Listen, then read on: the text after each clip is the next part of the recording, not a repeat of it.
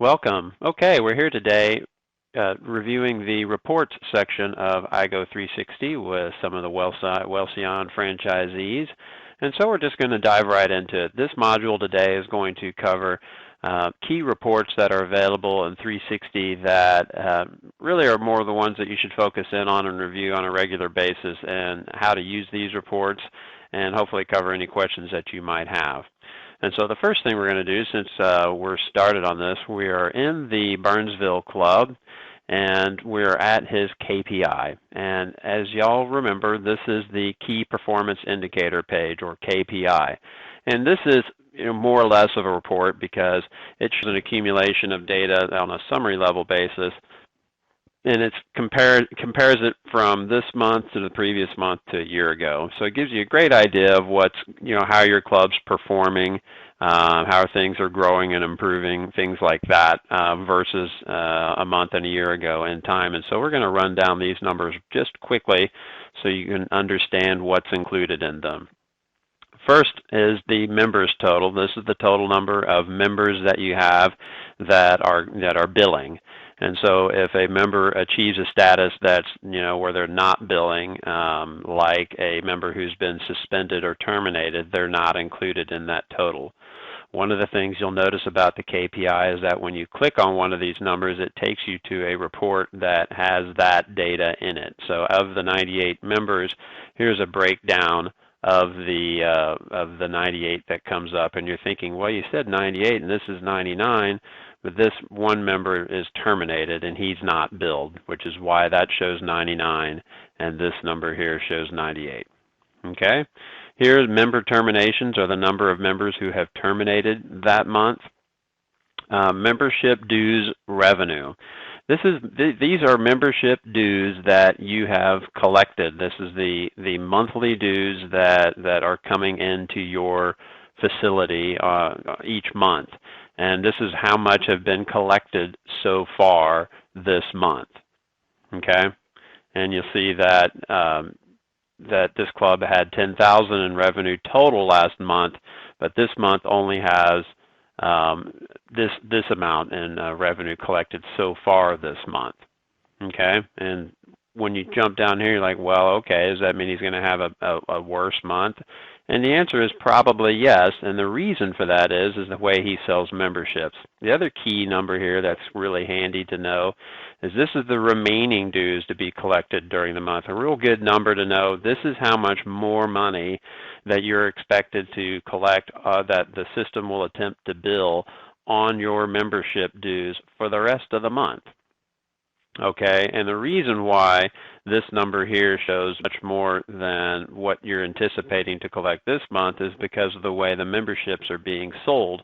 They're, grand opening specials and things where the first few months are free, and so all of those free months that were given to incentivize the members when they come in, well, that comes home to roost this month because there's not going to be any membership dues collected this month. But as you go through time and the free months expire, this number will start to approach that number.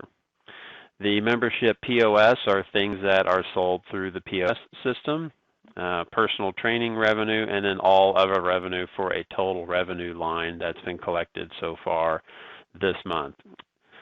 That's dues to be collected, accounts receivable, or people that owe you money, and it's we can just click on it and it'll show in the accounts receivable report. It pulls up. There's nothing here, but it'll break it out from 0 to 30 on up to 180 plus days. Here we have new members added for the month. Jim's got 8 new members for the month. He had 97 last month. He's entered 6 new prospects. And prospects converted to members are 6, so he's entering those prospects and then converting them to members. The total attendance for this month so far is 45. And so that's a brief summary of what's going on in the KPI, a very powerful tool. It's up front and on the home button, so it's in your face, and you get to see that. Anytime you want to click the home button, it's right there, so you can get a quick snapshot view of what's going on in the facility, and then are able to drill down and into the numbers if you have any questions. Are there any questions about that report right now? Okay. Next, we're going to drill down into the reports, and generally they're broken down into categories. I like to call them imperfect categories because some of them, like a pre-billing member detail report, which is a finance report, isn't under the finance report section, and but it's pretty close, and the categories are indicative of the kinds of reports that are underneath it. And so we're going to start here with Memberlist. Memberlist is just a handy report because it has a lot of your member data in it, and it's presented in such a way to where you can, if you're looking for something about your members, you can extract the data that you want from this report without too much trouble. And so we'll take a look at here, and you'll see the report. It includes all your basic information about your member, including status. So we have member name, member first name, last name. Each of these columns that have an arrow on it, you can click the button and it'll sort by that column. Currently it's sorted by barcode number. We can sort by last name, and it'll pause, sort, and then sort by last name. Address, email, phone number, the membership plan that they're on, when they've joined, the next time they're going to be billed, when the contract ends, and their status. And so if there's any particular bit of data that you're trying to determine about your members, you can sort by that particular column and quickly locate that data. It's just an overall great overview of your membership database. Important thing to note about these reports is if there's ever anything you need to do with the data that isn't handled by this report viewer, you can just click this button to export it to an Excel file, and then you can remove columns, perhaps upload to a constant contact type email server if you have some other type of email blast that you'd like to do, or print mailers or whatever you want to do, but it's exportable to Excel, so you can just dive right into it and do whatever you need to do with your data. That holds true for all reports in the system. And that's the members list report. Member by status is another great report. It allows you to, check out to see how your members are doing by status. That other report we're looking at sort of does the same thing. It had the status in that report, so you can use the member report for this same function. This report breaks it out a little differently. It says, okay, these are all your okay status members. And then if you scroll down, you have to go to the next page, and it'll show members who are a different status. We've covered this before, but the important thing to remember about status is what different statuses mean. This information is covered in the cheat sheet, and I'll run through them briefly quickly. You have primarily okay, and that means they're okay, and they're scheduled to bill the next billing cycle for that member. Pending delinquent means that their payment has failed and they're still within the grace period to come in and pay it, which is 7 days. Delinquent means they've been delinquent for more than 7 days, and the system will attempt to bill the member again next month. And then suspended means the iGo 360 has tried to bill the member for 2 months in a row, and then it gives up. And 360 is not going to try to bill them anymore, and they'll remain in a suspended status. Then you can terminate them or put them in collections. And the only thing that putting them in collections does is just a status that you manually put somebody in when you're working on them, is it means the system will attempt to bill them again the next month. So when we get back to what all that means, that kind of impacts your member count. All member statuses are member statuses where the system is going to be attempting to bill them, except for suspended and except for terminated. Okay, and so what I tell people to do is review this report, take a look at it. Pending delinquent, and suspended, and collections are ones you need to be looking at, and you should know what's going on with that member in terms of getting their payment method current or following up with them. And if you don't do anything with them, then they'll roll into a suspended status and they'll stop being billed. That's pretty much it. Okay. That's the members by status report. Another report that is helpful is a members not attending report. And This essentially tells you who's not attending, and so if there's any effort that needs to be made to follow up with the members to find out, why they're not attending and so on, perhaps get them in the club, then you can simply look at this report right here. So you can see this is the people who have not attended from this date range to this date range, and then we can select the operator. You can play around with this. Okay, I want people who have gone less than, let's see if this works. The number of people who have worked out less than one time over the last 3-day period. And here they are. These are the people that have not showed up in the last 3 days. And it shows the date of last attendance on who. Okay? And so if you're thinking to yourself, all right, well, I'd like to contact my members who have not been working out for the last 2 weeks. You put 2 weeks in here. And I want to call them or send them an email or do some follow-up with them, because I know that establishing a habit of exercise and showing up at my facility will create a better relationship with a member, and they'll stay a member longer. And so you might want to look at that. But then at the same time, you might not want to call people who haven't been in 3 months, because it'll just remind them to cancel. And so all you do is you plug in the 2-week range here, put in less than 1 for the number of attendances, and then sort by last attendance date to exclude the ones that have worked out more than whatever period of time that you want to exclude. And then that way you can play with the data, you can call them, do whatever you feel like you need to do to follow up with them to get them to come in and visit. Any questions about that?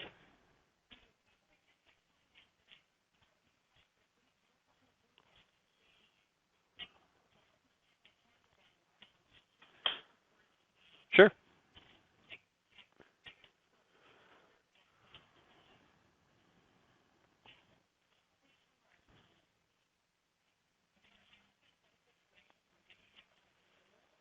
Mm-hmm.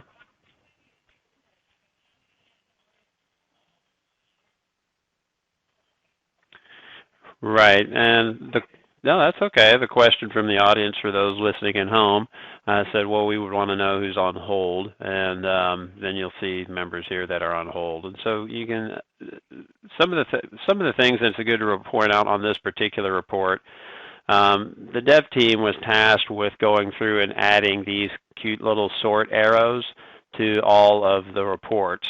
And it's in process. Basically, each development cycle they come in and they clean up a report to add these sort arrows to each of the key columns so that you can sort by that and then break out first and last name. And so this is an example of a report that has not been sorted yet. And so there's some difficulty, and you're like, okay, great, what do I do with this? Because I want to sort by member status and then phone numbers and then last attendance or something. Until they apply that change, and these will probably be cleaned up in the next couple months, you can always just export the report. And to export, you just click here, save to an Excel file, and then when it's in an Excel file, you can sort it in Excel. Just a handy trick to know. Don't get too.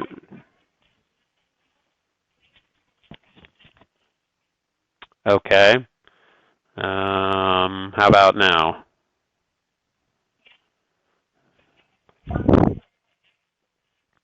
Sure.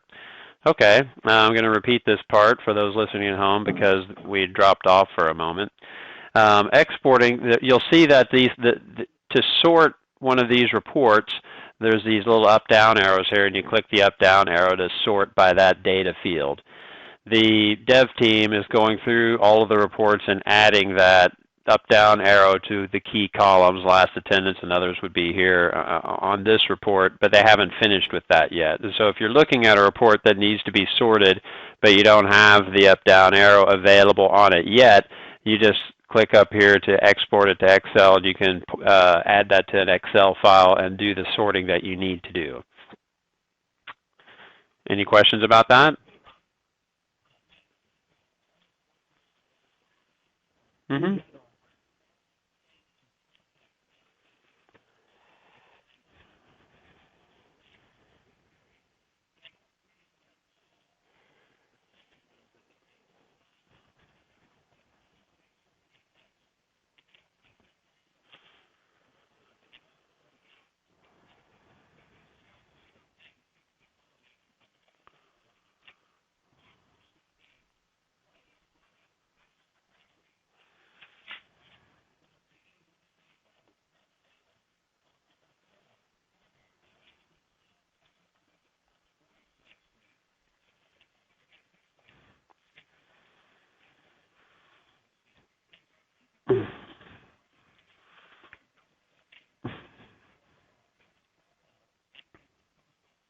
Right. The question for those listening at home is, how do I tell if I've called this person to see if if I've called them and got a hold of them or whatever? And the short answer is not on this report.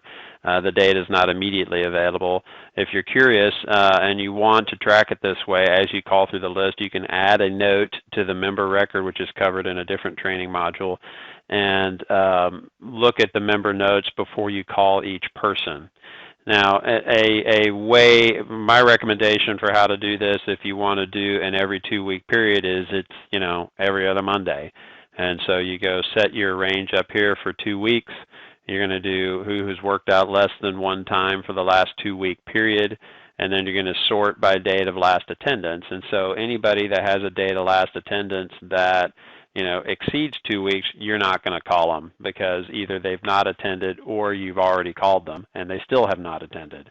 And so the need to go through and add that note, it's just, well, it's part of our process because everybody's going to get called if they haven't worked out for more than 2 weeks, and we're just going to mark that on, do that every other Monday. Does that make sense?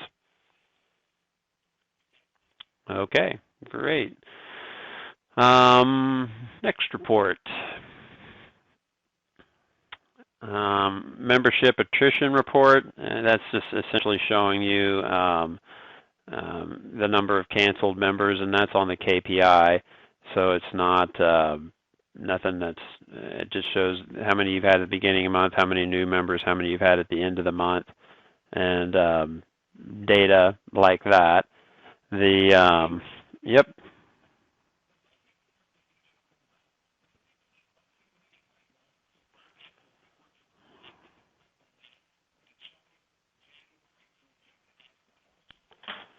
That's a good question. A lot of the reports are manageable by date range.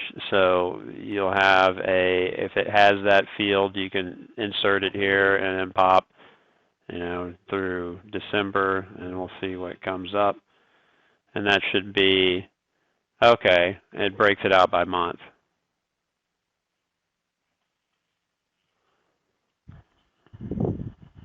Alrighty.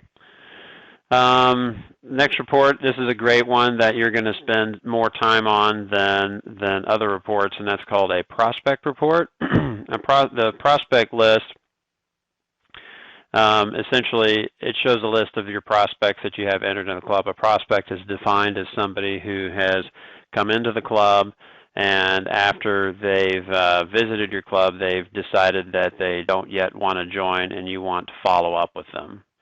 And so we have a list of quite a few prospects in here. Data sets, new. Jim, is this right in terms of your data? It has 5 pages of prospects in here. Are you capturing tons of prospects? Great. Okay. That's good. And so basically what this is going to show you is, well, what's going on with this particular prospect. You got their name, address, zip code, email, phone, member sent status, and lead generator. And so what we have here is, this is sort of gives you a good aging of the prospects. And so you can sort by that date. And you can see that, well, with any prospect, the older the prospect gets, the less likely it is that you're going to close them. And so it kind of gives you your directive here on, okay, what's going on with my prospects and how do I manage them? When you're working your prospects, you'll have different statuses that you can assign to the prospect, and generally, I can't remember what the second one is. It's new. I'm sorry. New. Thank you. New, active, and then inactive. Great. Got one in here. And so as you work the prospects, you'll manage that by by going in, clicking on the prospect, and then changing it from status to status. For Welcyon, the stated way to manage a prospect is all new prospects get a 2-week free trial. When the 2-week free trial is, and that if they're new, they're in the 2-week free trial. when they go to the active stage, the definition of that is, and that means a person has to be manually put in active stage. The definition of that would mean they're past their 2-week free trial, and then inactive means they're no longer being worked.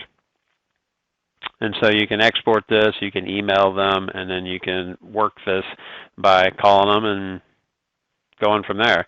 Easier thing to do, one of the things I recommend, and you and Welcyon Corporate will probably come up with the best ideas on how to work this list, but they're all great leads. As they get aged, that's when, mass emailing through constant contact will work. Okay, we're having you call them, you email them, you try to schedule an appointment, then they become inactive or old, and then you just mass email them a special or a coupon or something to try to convince them that one last time to come in, then inactivate them. But that's what you're, sure.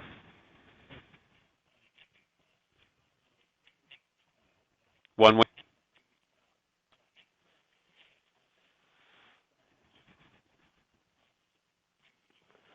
That's correct.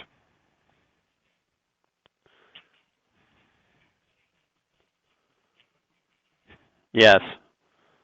And this is it here. It's a prospect task summary, and so you have a to from date, and if you have a free trial, you can select, okay, I want to look at the ones that have a free trial. Are you using the free trial, Jim?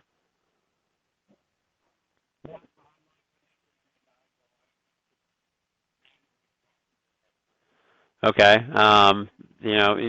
That's fine. It's whatever way is easily managed. In a different section of the training, we covered how to set up a prospect with a free trial, and there's some automatic emails that are generated when a free trial is assigned and when they first scan in with a free trial.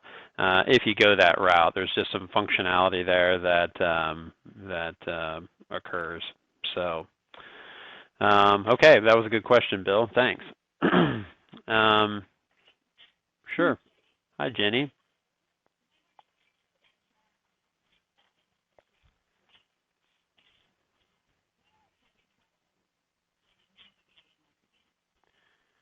I'm sorry, you want to give them a free week? We'll cover that after this call. Could you remind me after this call? I mean, not after the call, after we finish recording. Sure, no, I'm happy to cover anything else that y'all would like to cover outside of this report review after we finish the recording. Okay, finance reports, these are straightforward in terms of what they convey. There's an accounts receivable report, and these are members who owe you money and then the aging of that. And so nobody owes you money, Jim. You're doing great. If there was data in here, it would show up in here as to the amount and how long it's been outstanding. You can click on the member, drill down into it, and call them. I mean, just a good report to work from. Tax report, it's just one of those reports I kind of like from you think it's only your accountant that's going to look at it, but it's kind of handy because sometimes you'll have a question that comes up that I just want to see a list of all the transactions that are going through. And so this is sort of a running list of all the transactions that are going through. You can click on the member name or the invoice and go pop it up and take a look at it. And it breaks down for your tax guy the tax that's been collected. So always good to make sure that you're collecting your sales tax and then later remitting it, but it also is a great summary of the cash flow of each transaction as it goes through. So sometimes some questions to be answered by reviewing that report. All righty.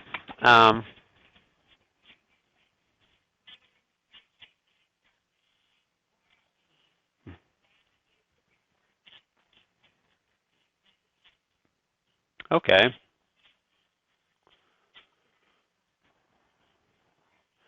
Good point brought up by Susie. For others listening at home, is that the royalties collected by the franchisor are determined from that report, and that starts after your initial period, whenever your royalty payments kick in.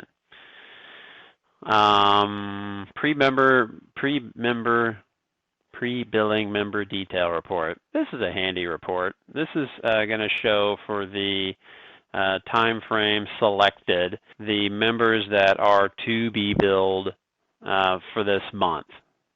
Okay, and so we've got a list of upcoming bank and credit card charges that are going to be shot out the door of the system later this month. These are the ones that have not gone out yet. This is, credit card especially. It just has some data in here, and so it's a good report to check on to see, what you have coming up.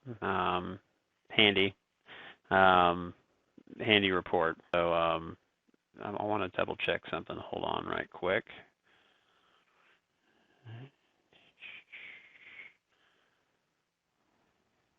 Right. Okay. So that's just a good report to see what's coming up. The next report that I want to explain is the revenue by category. And we covered this before for many of you. The difference between revenue and sales. And the way the system got designed is, people wanted to know when the system generates an invoice and is sending it out the door to go try to be collected, and then when it's been collected. And so a revenue report shows everything that's been sent out the door, but may not necessarily be collected yet. And then a sales report is the money that's actually been collected. So if you look at a revenue report, and the only thing that's really going to be different between these two types of numbers, one sales, one versus revenue, are your statement members. And if you remember from previous training, what a statement member is that's a member that you don't have a credit card or an ACH for. And so they'll generate a statement. The statement will, if that email is active, will be emailed to them, or you can send it to them, or they just pay it when they come in. And when you mark it off as collected via check or cash, then that revenue will also now appear in the sales report. And so this breaks it down by category type, and so it gives you some nice data on, what kind of stuff am I selling. You can set the date range for it. You're like, okay, I want to take a look at this, which salesperson is selling what, how much of this, revenue is from membership fees, how much is it from, these different types of categories. And so it's just a good report to check out if you want to analyze the different buckets that your revenue is coming in on. Okay. Let me see the next one that I want to look at. Another good report to review. Occasionally, you'll have a hiccup or an inconsistency in your cash flow, and it may not be what you've expected. It's just, I thought I was going to get this money in my bank account or something like that, and you're going to have questions. Okay, well, what payments are processing out of iGo 360, and what payments do my payment processors say they've processed? And so the first thing you're going to do is go, hey, wait a minute, why are, I thought I was supposed to get more money. Well, you can go figure out what's going on between the two reports by pulling this report. It's called the Credit Card EFT Transaction Report. I think that's, which one is that? They hid it under one of these columns that reports, transactions, EFT. Here it is, transaction report. Okay, so you have a credit card EFT transaction report. And what this report shows is all of the transactions that have been sent out the door of iGo 360 to the payment processor for the designated date range. Okay, and so that's everything that's gone out the door for this 3-day period. And in the cheat sheet, it has the corresponding notes for this. You owners received your login to your Forte portal, and I know I've done this with Bonnie and Jim. We've went into the Forte portal and pulled the corresponding Forte report. It's a received detail report, and it will show this same data, and these dollar amounts will match. And so